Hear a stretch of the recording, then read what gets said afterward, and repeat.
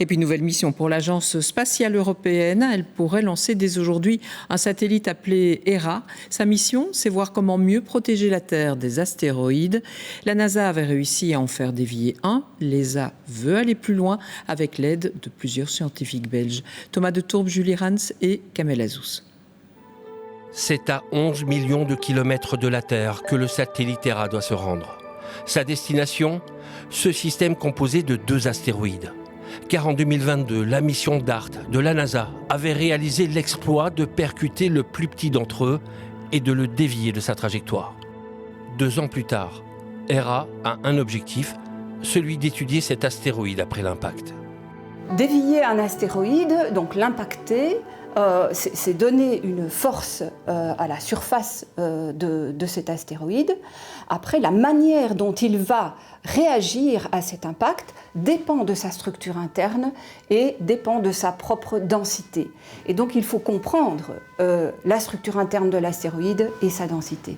Ce satellite européen devra se positionner entre les 2 corps célestes, une première qui n'est pas sans risque.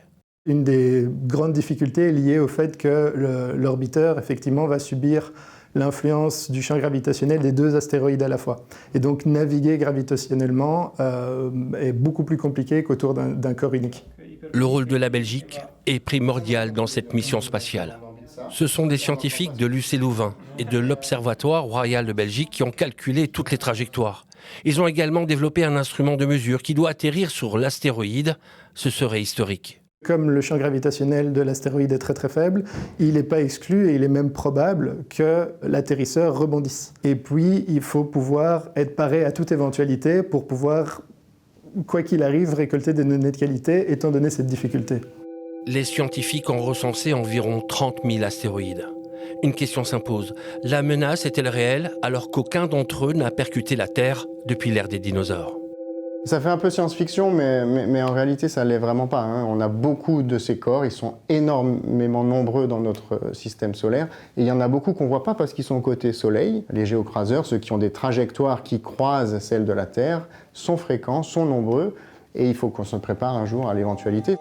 Si aucune menace n'est à prévoir dans les 100 ans à venir, la mission Hera nous livrera de cruciales données pour protéger notre planète des astéroïdes.